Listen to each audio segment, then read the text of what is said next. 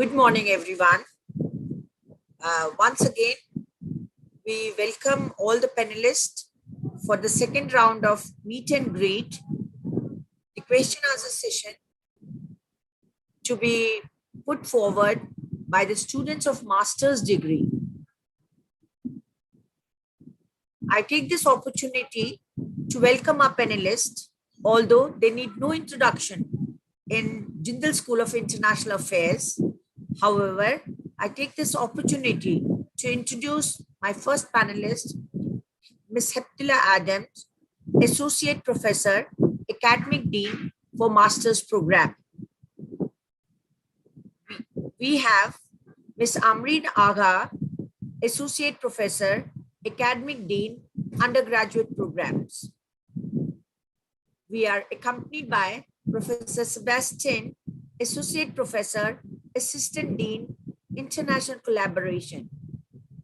The fourth panelist is Ms. Sweta Sen, Assistant Professor, Assistant Dean, International Collaboration.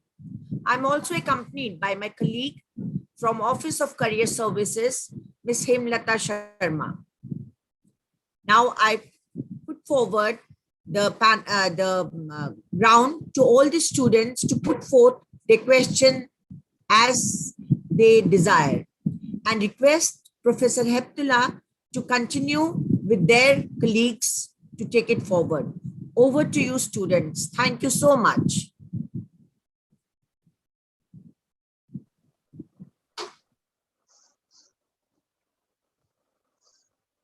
Okay, so please write in the chat box your questions, and we are going to answer your questions. We will check in chat box and we'll answer, or if you would like, you can raise your hand, ask your questions, but it would be preferable to write it in chat box, please.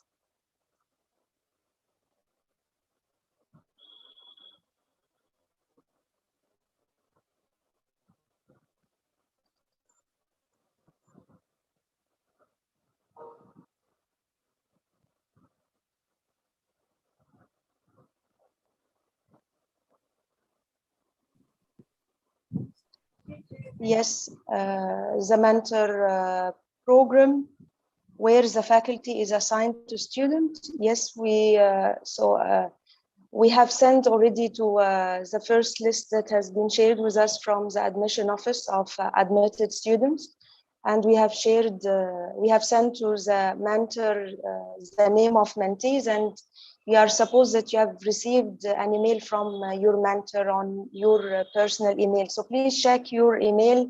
Maybe it has went to your junk box because it is not. It is all Google and Yahoo and Hotmail, things like this. So most probably the email has went to your junk box. So you have received an email from your mentor.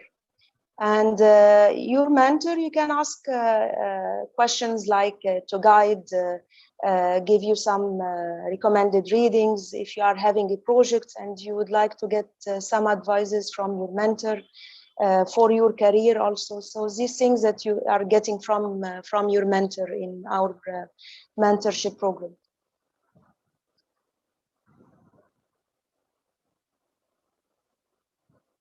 If you would like to add something, Professor Ambreen, Sebastian, Sweta, you are almost welcome to add your comments also to same questions if you are having something to add. Is there a question in the chat box? I can't see any question.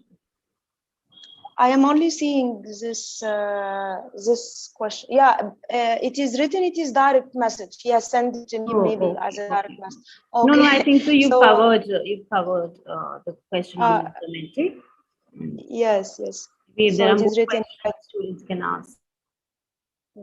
So please don't write the questions in chat box as direct messages. Write it sent to all.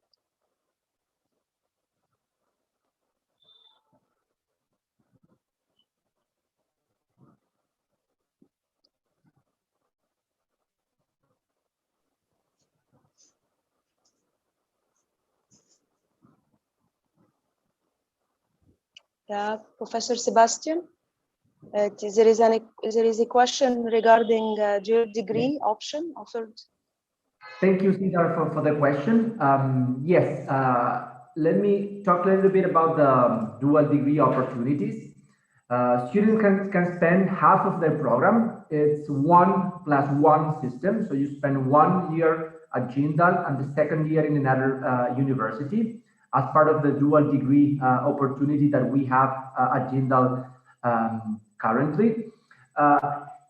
First, we conduct the nominations process after we select the students and then send all the documents needed to participate in this program. We conduct the nominations process. After this process, of course, we make the selections of the students that are going to be part of the dual degree abroad. But this opportunity, as you know, it's available after the first year. So if you are starting the university this year, you will be able or eligible to be part of the dual degree later on your career. So far, we have 3 different alternatives for the dual degree. We have an agreement with the Queen's Mary University in the UK. We also have a dual degree opportunity at the Geneva School of Diplomacy in Switzerland. A new dual degree opportunity with the University of Leeds in the UK as well. So just to wrap up, you first have to apply. We have all the requirements available in the website, so you can check the requirements. So while you go through your career, you already have the requirements very clear. That is very important because you have to take into consideration your grades. You have to take into consideration other requirements that we take very seriously. So after this process goes through, you will be applying for the dual degree. There is the selection process, and once we make the selection among all the students that apply for the dual degree, we will nominate those students for those universities that I already talked about. That is more or less dual degree opportunity. You get 2 degrees, one from Jindal Global University and the second degree from the host institution. The 3 available opportunities that we have right now are Queen's Mary University, the Jindal School of the Jindal School of Diplomacy Law, Jindal School of Diplomacy, and the University of Leeds. Those are the 3 opportunities available right now. I am going to just copy and paste also some of the links that you may want to check. And please do not hesitate to raise another question in case you still have some doubts. Okay, thank you, Professor Sebastian.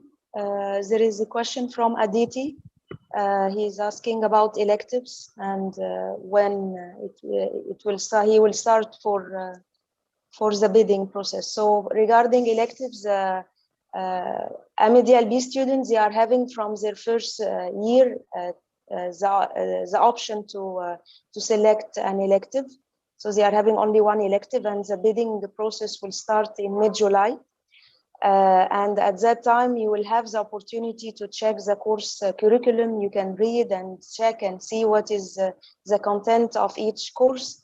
And based on that, you are going to select your chosen elective course. So it is not about you are going to sit to wait until the semester is going to start and attend 1 week here and 1 week there, and then when the semester is going to end, you will select your elective. So it is prior to the semester to start. You are going to have the opportunity to read the course curriculum, and based on that, you are going to make your decision. You can also ask here your mentor. Here, this is also one of the main responsibility of a mentor. You can also ask him, what do you think? I prefer, I select that course or that other one. This is what I hope to do in my future. So the mentor also can guide you on which course to select. I hope I have answered your question, Aditi. And then there is another question is about the list of mentors. So mentors, we have already emailed the first list that have been shared with us by the admission office of admitted students in MA DLB. We have emailed the mentors with their assigned mentees, and you are supposed to receive an email very soon or maybe some of you have already received from your mentors. So please wait and check your junk box, because maybe it is in your junk box and you are going to receive very soon an email from your assigned mentor. Another question. Femi is asking, will we get unlimited access to digital libraries like GStore? Yes, we are having access to, students are having access through the GGU, our GGU library, you are having access. Professor Ambreen, you can add more points here regarding, about the GGU library, or Professor Sweta and Sebastian, how Okay. students are getting access to Yeah. the library. Now, students have a remote access like all of us, right? And from there, you can, with your library credentials that you will receive, you can log into the e-resources, and JStore is available to all of us from our remote locations. Just to add to Professor Ambreen's point, if you are looking for an article which is not available through our e-resources, you can write to the library and they will send you the article. But you have to write. It's not you can directly get it, you have to indirectly get it. That is one point I want to add. And there are plenty of ebooks that you can access. Ebooks sometimes you cannot download for forever, but you can access it as long as you have the internet. Yes. That's it. One quick comment, Eva. Cedar is also asking if how is the fee structure for the study abroad opportunities? That depends on the university. Most of the universities do not charge students going from Jindal Global University. That means that you pay tuition fees at Jindal Global University. And when you travel abroad, you don't have to pay there. You only have to take into consideration the living expenses and the travel expenses, but the tuitions are for free in the host university in most of the cases. I'm just saying in most of the cases because there are certain exceptions to this rule, but in most of the cases, you just pay tuition at the your university. And that happens the same when a foreign student comes to Jindal Global University. That is the type of broad agreement that we have with most of the universities, but it depends on the case, the specific case that you are interested about. Yes. So Rav is asking a question regarding the academic. Can you explain the academic evaluation process in JSIA? What do you mean by academic evaluation process in JSIA? How we are, please explain yourself, or write again your question. Yes, ma'am. Yes. What I meant was how the students are graded throughout the year academically. How the students? Yeah, I think so. He's asking about the different courses and what is the evaluation process criteria, the internal, external, all of that. I think so. If it is like internal, external, for core courses in online mode teaching, you are having internal 70% and the intern or external is 30%. And for core courses, this is for elective, I'm sorry, and for core courses, it is 50-50% internal and external. Participation, attendance, it is important, but it is in most courses it is around 10% for attendance and participation. Rest it depends on the course. It is not something that all courses they are having the same type of mode of evaluation. It depends if the course is core, it is elective, on how the teacher would like to evaluate his students in his course. But we are having main criteria, which is for core courses, it is 50-50 for internal, external, and for elective, it is 70 internal and 30 external. Jay is asking about the elective specialization cluster offered by JSIA only. Yes, so here for cluster, we are having 5 clusters. peace and conflict studies, and economics and foreign policy, defense and national security studies, global south studies, and human rights and international development. So as I have mentioned, students in MA DLB, they are having this opportunity to start opting for elective from their early first semester. So if you would like to get, beside your graduation certificate, a certificate of specialization in one of the clusters that I have mentioned, so you have to select 3 elective courses that are falling in one of these clusters. So during all the your 4 semesters, so you have like select 3 that are falling under Global South if you would like to get a certificate of specialization in Global South studies. And after graduation, you are going to get, beside your certificate of graduation, another certificate of specialization in one of the clusters. And of course, here you are going to only to select JSIA elective to get one of these of the certificate of specialization in one cluster. For example, for Global South Studies, to get a certificate of specialization in Global South Studies, you have to opt for 3 electives that are JSIA elective that are listed under that cluster, which is Global South Studies.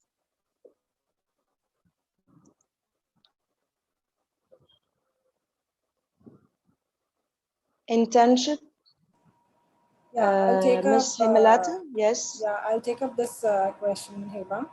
So Vipasha is asking about the internships, about the winter and summer for the students. So this year, we have made internships that's mandatory for all the students.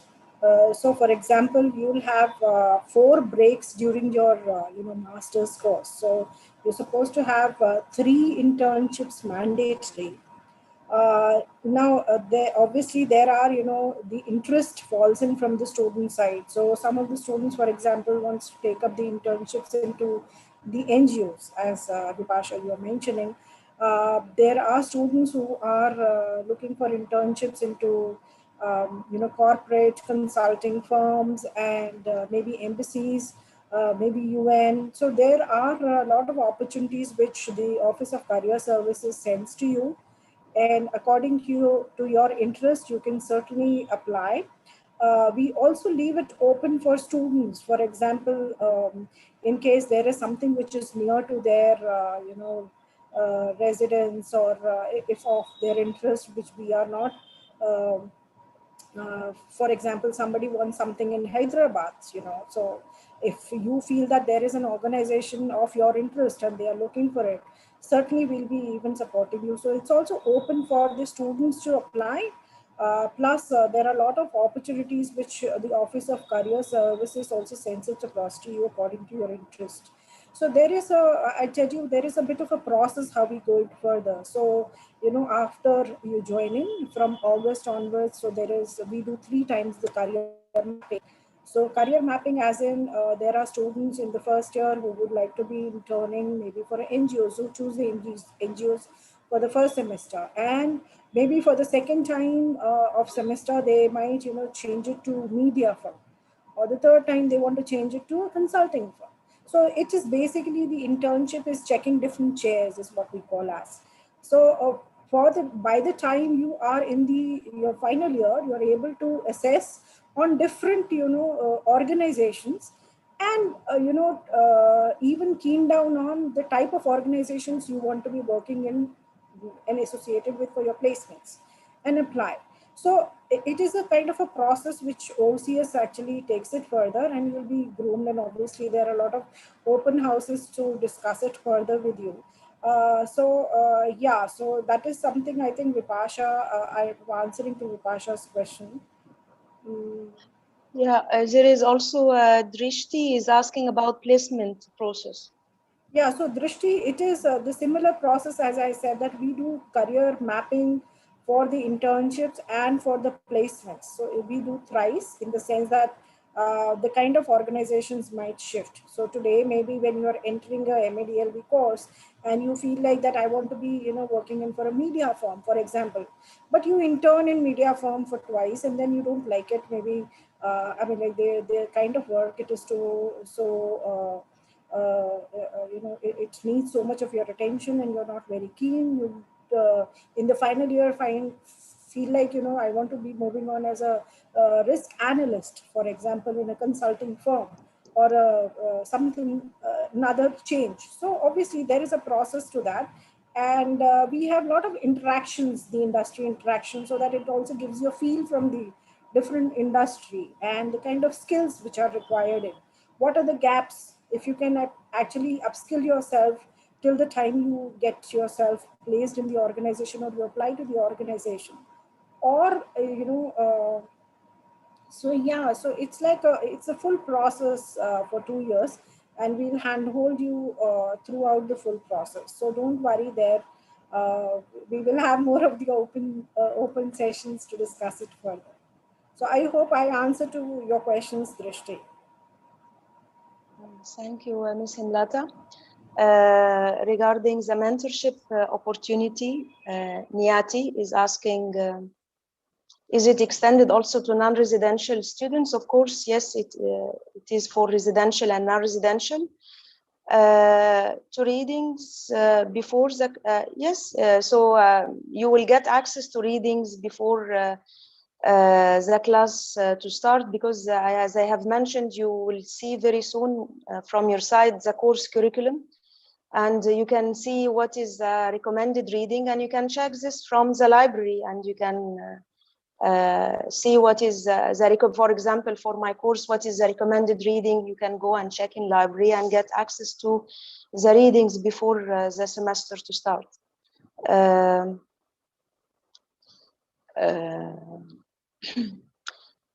Shubham is asking about how accessible will the faculty be post lectures. You are sending email to your professor asking, please, I request an online meeting, and the professor is going to reply back in 48 hours. You please wait for a reply from your professor in 48 hours, and he's going to set a meeting, and you can meet online together, if we are assuming that we are in online teaching mode.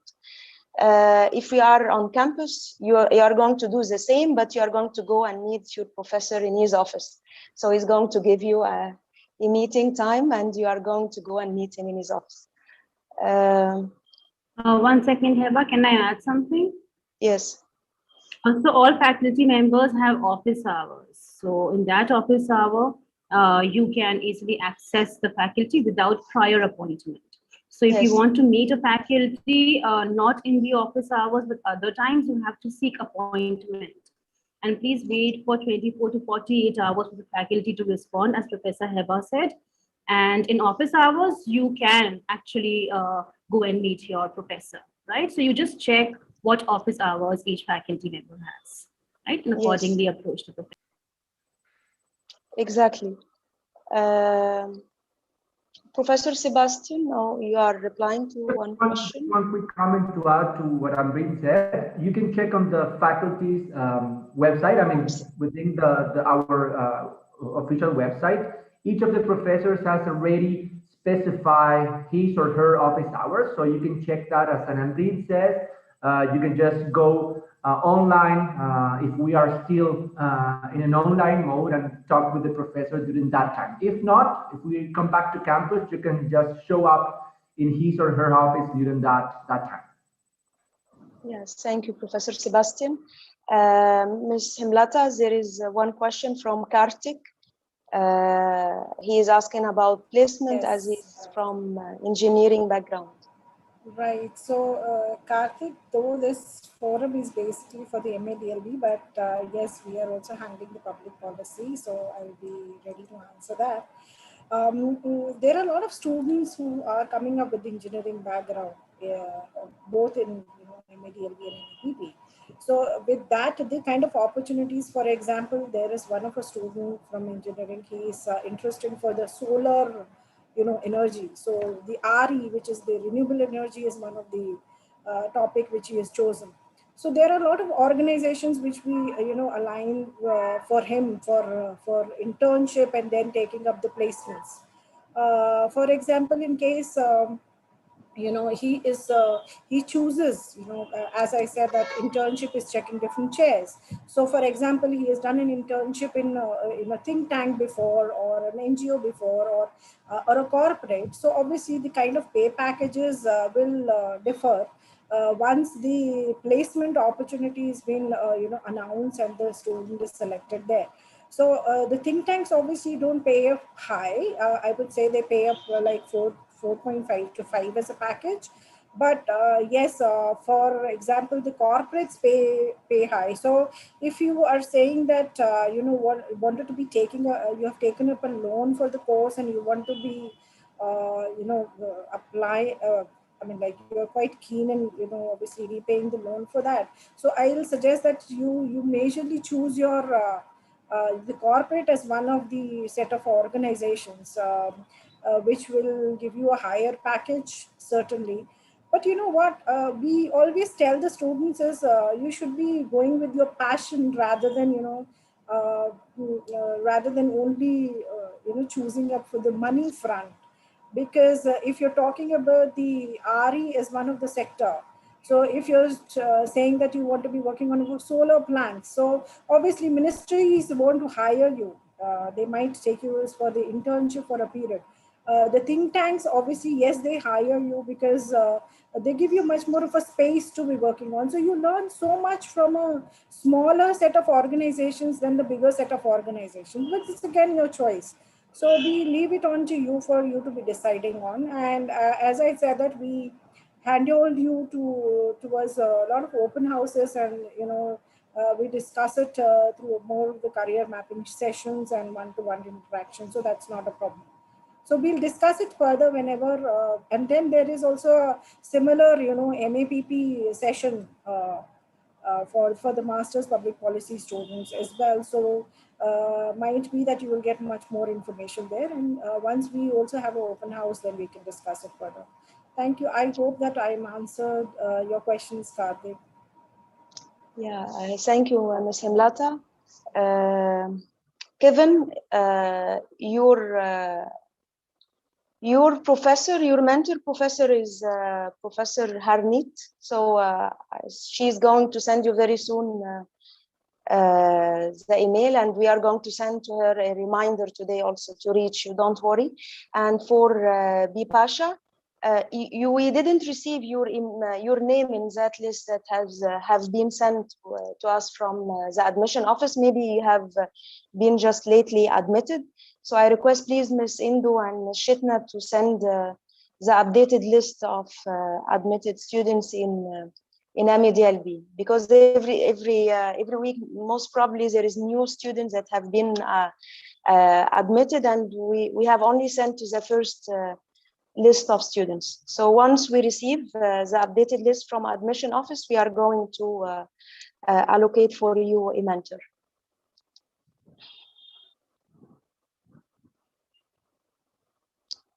There was one question on, okay, so I'm sorry, the chat box is too small. I'm missing some questions. The possibility, yes, Kevin is asking about the possibility of offline classes. So please wait, we are going to receive very soon a confirmation, final confirmation from the registrar office. We are not in a position to announce whether it's going to be online or offline. Once it is going to be announced, you are going to get this information from the registrar office. Also, Ms. Indu, if she is having any information, she can give you some insights on this question. Actually, may I intervene? As on now, we are not in a position to declare anything, whether it will be offline or online. It all depends on the circumstances and the further notification. Exactly. Thank you, Ms. Indu. Thank you.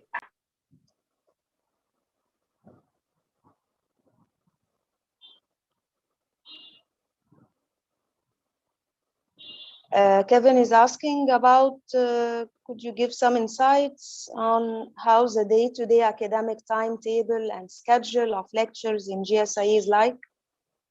Also, along with lectures, do we have tutorials or any session of that sort? So you are having 3 hours teaching for MA DLBs. You are having 3 hours of teaching per week for each course. You don't have tutorial. It may be the professor in his own lecture. In the 3 hours he can give, like the last 1 hour, it is going to be case study application, is going to be something like this. But you don't have, besides the 3 hours, any time for a specific tutorial for your sessions. For example, you are in first year, you are having 6 core courses beside 1 elective. So you are going to have 3 hours per course. That's it. And besides the 3 hours, of course, there is 1 hour of office hours, just like Professor Sebastian has mentioned. And in online teaching mode, you can send your questions and you ask your professor to have a meeting in this 1 hour, that specific 1 hour.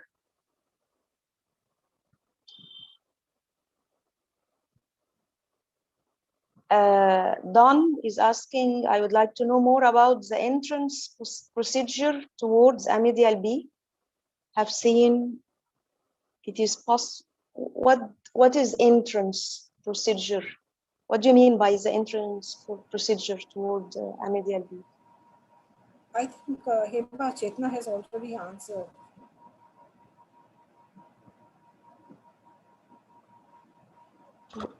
She says we check your writing skills and general awareness about the current.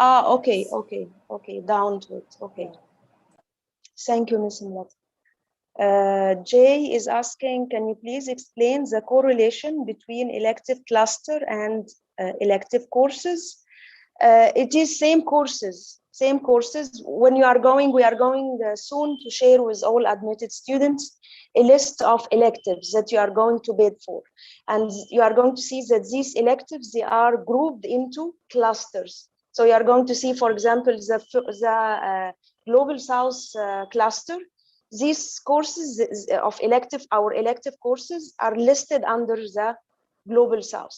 So if you would like in the future, after you come to your graduation, to get a certificate of specialization under Global South, so it means that it is what we are sharing with you. It gives you an indicator what type of courses are listed under Global South. So there is no specific electives cluster and elective other elective courses. It is same elective courses are grouped into clusters. Just like you are going to see very soon, we are going to share it with you. Heba, I just wanted to ask you something. Do we have elective courses that do not fall under any of the clusters? Sometimes it happens. Sometimes, but it is only few courses. Okay. Like, for example, if there is one course is offered under research methodology as an elective, so it doesn't fall under any of our 5 clusters. But it is rarely that it happens that one course is not under any cluster.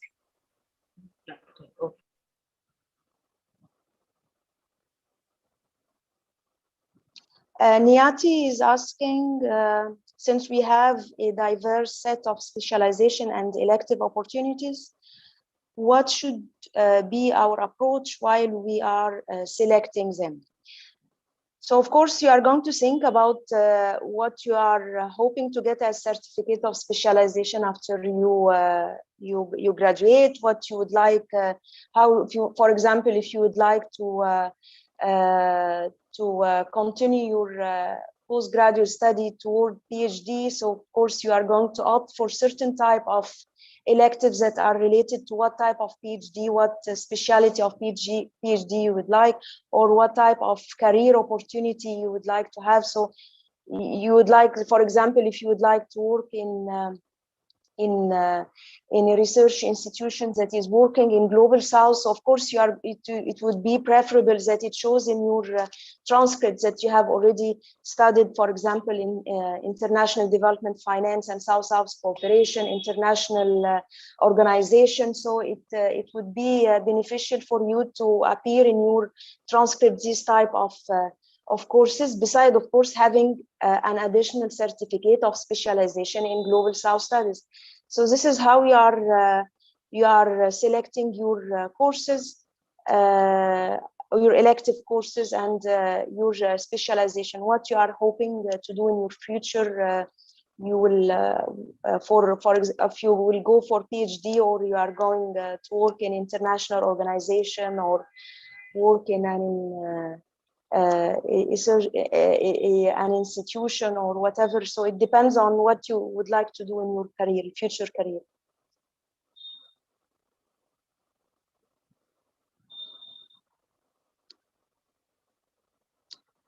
Sai is asking, could you please speak a little bit about what are the changes, if any, between in-person and online classes? What should we be prepared for or anticipate?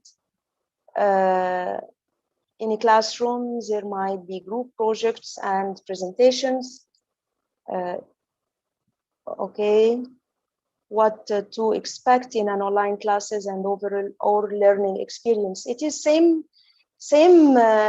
type of teaching. There is no difference. You are going also to have group presentation, and there will be interaction between students in the same class. But the only difference is that we are only meeting through online mode, and what you should prepare is to have a good internet connection, to have a good laptop, that's all, and to be on time and to attend your class on time. That's all. This is what you have to do. Rest, it is same type of teaching. You are going to be involved in activities, same just like we're doing in on-campus teaching mode. There is no difference, and most majority of courses that are offered are having group presentations. They are having class presentations. They are having lots of interactions that are same that were happening in on campus teaching mode. There is no difference, except we are not meeting. This is the only difference. Professor Ambreen, you want to add something here? No, I think so. You covered it well. Okay. Also, Professor Sebastian and Sweta, if you would like to add any things to any of the points that I'm covering, you are most welcome. Just one comment. Yeah, most of the, the learning experience is going to be quite the same. Perhaps the only difference is that we have adapted some of the assignments, not in all of the cases, but sometimes we have adapted some of the assignments to make it more easy for the students in an online mode. But don't worry, we will have a rehearsal in every single of the classes, so you will be prepared to take classes online, to interact with the professor online, and this is something that is going to be happening in each of the courses. The good news is that we are already used to the online mode, so unlike the first students that got into the pandemic in the first semester, we have gone through this process for more than 1.5 years. So all the faculty is prepared and the institution is prepared itself. So it's going to be, if we stick to the online mode, it's going to be a very easygoing process throughout the year. Yes, thank you, Professor Sebastian. Bipasha is asking about languages. So MA DLB students, they have to complete 2 levels of languages, one in their first semester and second level in their second semester. They are having 3 mandatory languages. They can pick one of the 3, Spanish, and there is French, German, and Mandarin. Arabic and Dari are offered as elective courses. not as mandatory language courses.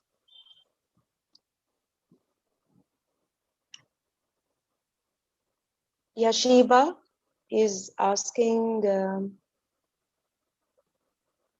She's asking for the internship, so I'll answer that. Yashiba's question is that the question is in the relation to internship opportunities online. How will the students be able to access help and counseling for applying the internships and the other programs in online mode? So yeah, Yashiba, there is not much of a change rather than, you just see the classrooms and you're sitting in a classroom environment rather than, we are just working off virtually here on an online mode. So this kind of pattern is going to be the same. So as I said that we will have, monthly every open house with every batch. Secondly, for the master's batches, we usually have twice a month. We regular, we have a pattern that way, and we'll be sharing that details with you soon.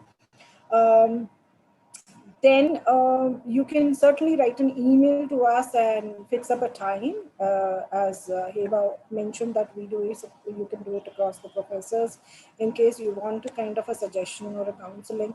So we'll be available over a quick phone call or just any kind of a video. So we are open for MS Teams or a WhatsApp video on these kind of all these. So the platforms which are open for online mode, we are always available.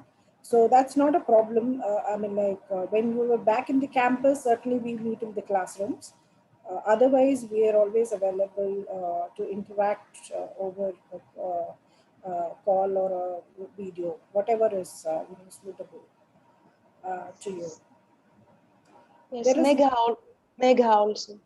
Yeah, so there is another question from Megha about the defense and foreign affairs geopolitical. So Megha, yes, as I said that in your career mapping sheet, when you mentioned that these are the interested areas, so then we let you know that there are the kind of organizations, so they are like consulting firms, so you can do the internships into IDSA, for example, National Maritime Foundation. You can, for foreign affairs, you can do your internships with MEA or several embassies. For geopolitics, you can actually be working for in many majorly of the consulting firms or or corporate organizations like Deloitte, who are asking for the geopolitical analyst positions or something. So basically, there are a lot of organizations which are working into the three specified areas from you, and yes, as I said, that you can certainly choose in from. We will be floating on the opportunities, the internship opportunities and the placement opportunities from all these organizations, and you can always apply to them, and we'll connect over a quick call or whatever possible ways.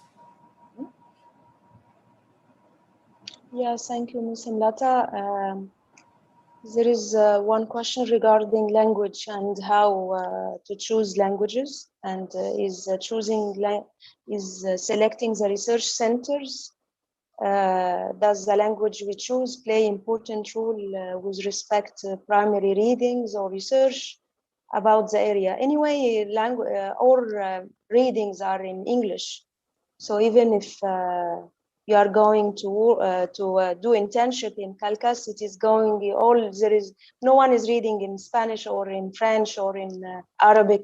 So all main readings are written in English. So I don't think that the language plays an important role in your internship in any center by saying I'm having Arabic, I know Arabic or things like this. Professor Sebastian, you would like to add something? Just one quick comment. I guess that, of course, most of the readings are going to be in English, and you have to be certain about that. But if your research interest revolves specifically about one of the countries that are part of each of the centers, it could be an added value to to take into consideration that specific language. Let's say that you want to, I don't know, study about Spain, the role of Spain in the European Union, right? So that is your research area of interest. And you plan to pursue your career in that specific field. You want to work in an NGO in Spain, or you want to do a PhD on the role of Spain in the European Union, or you want to study about Latin America. So if that is your research interest, it could be an added value to take into consideration that language as your second language. Of course, that depends on the center, but I think that could help in two specific respects. The first one is that you will be doing a better networking, right? I mean, if you contact with the people of the center, that of course has the same research interest than you can of course build your networking in that specific area. But in addition, of course, you will be having access to more readings, given that you manage and you master another language. So for instance, Eva is in charge of the Global South Center. So if you are planning to join that center, it may be a good idea to have some of the languages as your second language that are linked to that center. So as Eva said, of course, English is the mandatory language, and you will be taught in that language. Most of the readings, all the readings are going to be available in that language. But if you plan and if you have a specific research area or something, a niche that you would like to pursue, of course, when you make the decision about your second language, that could be a fact that you can consider when choosing the languages. Yes, right. And also another criteria to choose a language, if you are having a prior knowledge about one language, you are not going to start from scratch. So for example, if you know some French, so go for French. If you know already some Spanish, go for Spanish. I don't recommend that you start from scratch with a totally new language. It would be better to go for these languages that you already have a prior knowledge about it. Snehal is asking, does it affect the quality of education? So what is this? What is this that is affecting the quality? Please unmute yourself, explain what do you mean, but does it affect the quality of education?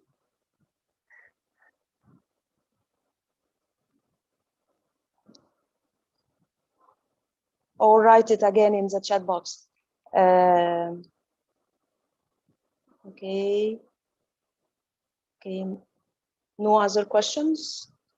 The online teaching mode. No, of course, it doesn't affect the quality of education, because as Professor Sebastian has already mentioned, we are not doing this for the first time. We are now experienced, and all our professors, they have they all are having an online teaching certificate that they are experienced in delivering online teaching lectures. So it is our now third online semester. So we are not doing this for the first time. So don't worry, just attend, have a good internet connection and be ready. And don't worry on the quality of education that you are going to get. Kalyani is asking, I have completed my graduation in economics and now applied for MA DLB. So being completely new to this subject, I would like to know what are the key areas of knowledge which are vital for this course. Of course, international affairs, this is the main area that you have to start. If you are coming from an economics background, you have to start reading about international affairs, the introduction to political science, because this is going to be different from what you have been trained in your economic degrees, the prior economic degrees. So the key area is international affairs and political science. This is what is you have to focus on.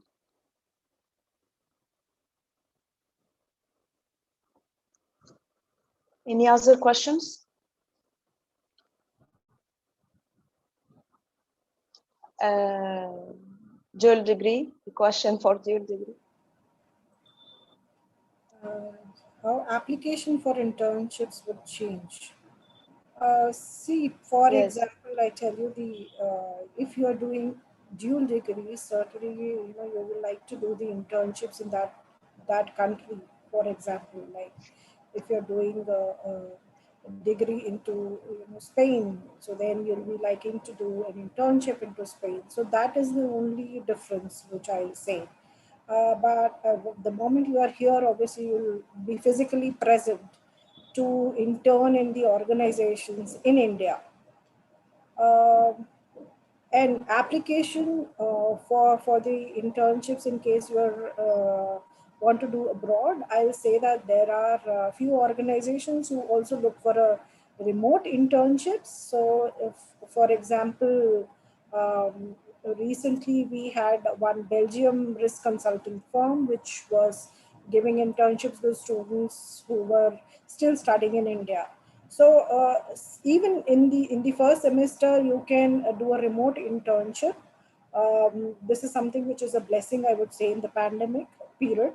And when you are there going to the different countries, you can choose in the organizations and we'll support you on the applications. Even there is an international affairs office which will support you in case there is a kind of a regulation or a document which has to go in from JGU to facilitate you the internship process.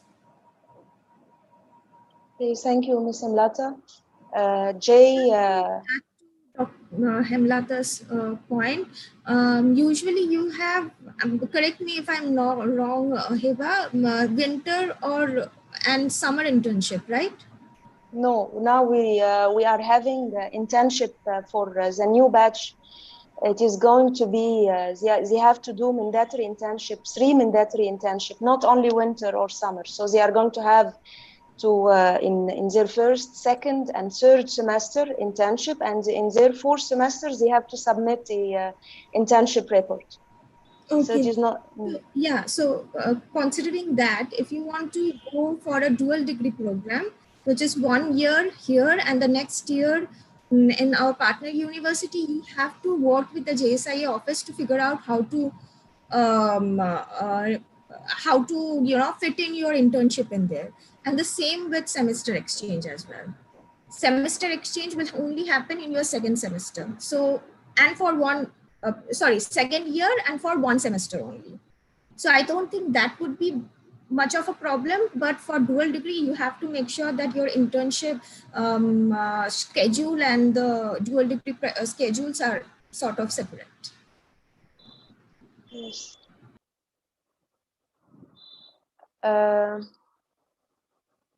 So there was one question regarding readings. So thank you, Professor Ambreen, for sharing the list of readings. I request also, please, again, Ms. Indu and Ms. Shitna to send the updated list of admitted students for MA DLB and also the rest of programs so we can allocate new mentors to them. Yeah, because it will be done today only. Okay. Professor, I have shared with you just now. Okay, thank you, Ms. Shitna. Thanks.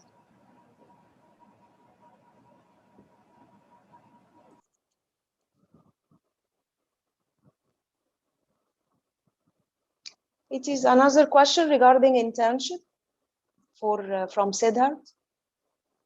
Having done my bachelor degree in defense and strategic studies, what are the suggestions of the faculty regarding internships?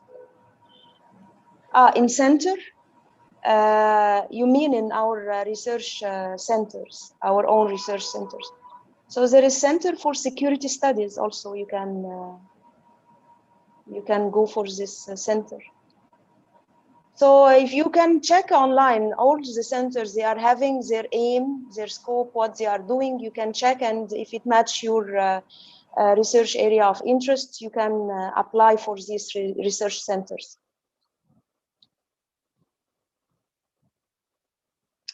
Global governance and policies. Global governance and policies. It comes under which cluster? Global governance and policies. What we are? This is the name of an elective. It comes which cluster or your interest. What does it mean? It comes under which cluster?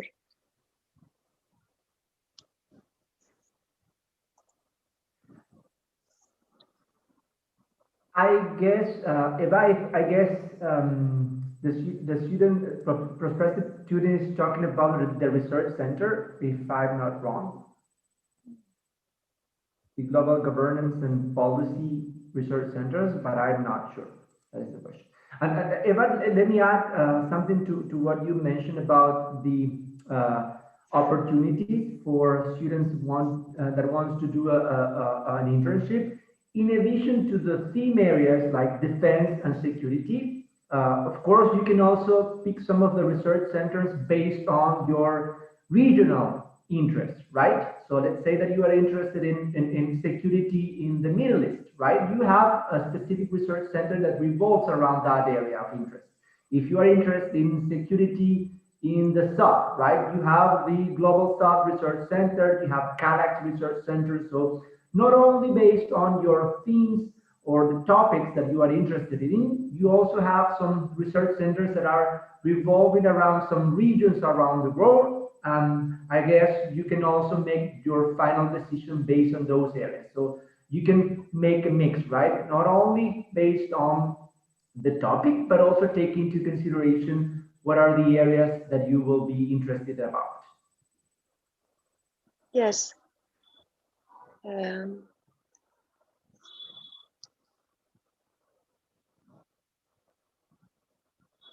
Please, prayerful. Okay, if it has been, your question has been answered. Okay, thank you. Any other questions?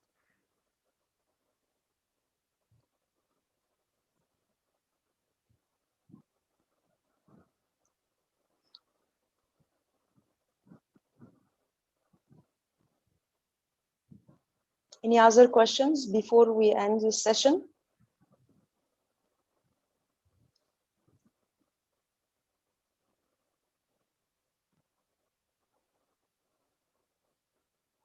Okay.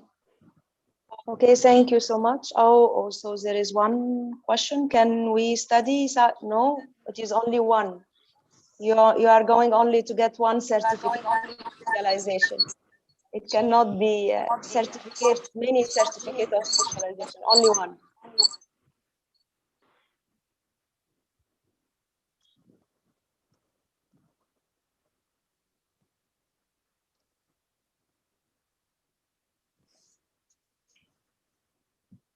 But you can get only one here. I want to also add one thing. You can study other subjects, other electives from other clusters, but at the end, you can only apply to get certificate of specialization in one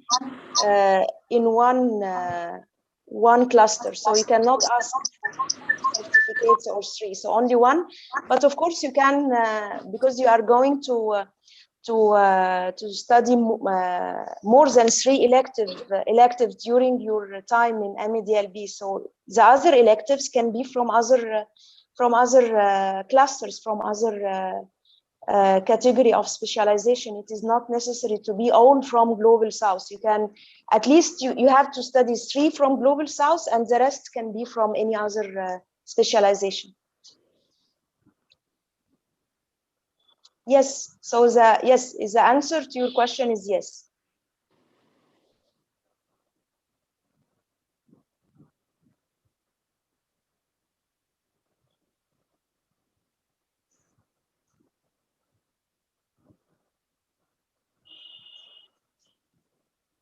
More questions? Any other questions?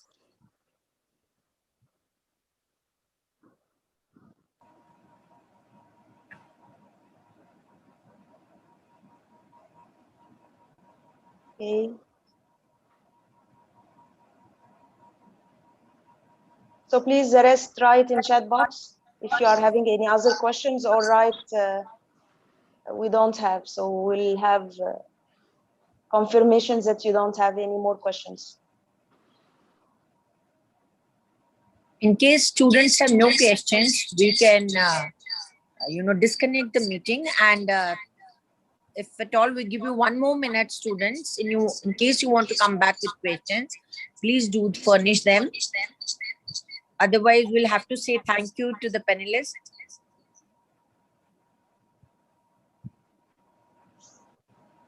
So I think there is no more questions, so you can end this session, Ms. Indu. Okay, so with that, we come to the end of the session. On my personal behalf and on behalf of the admissions team, I'm thankful to all the panelists who have spared their valuable time to clear all the questions put forward by the student community. Thank you once again, each one of you. Thank you. Thank you so much, Indrajit. Thank you so much, students. Okay, thank you all. And if you're still having any questions, you are almost welcome to send me your questions by email. I will reply back to you. So thank you all. Thank you.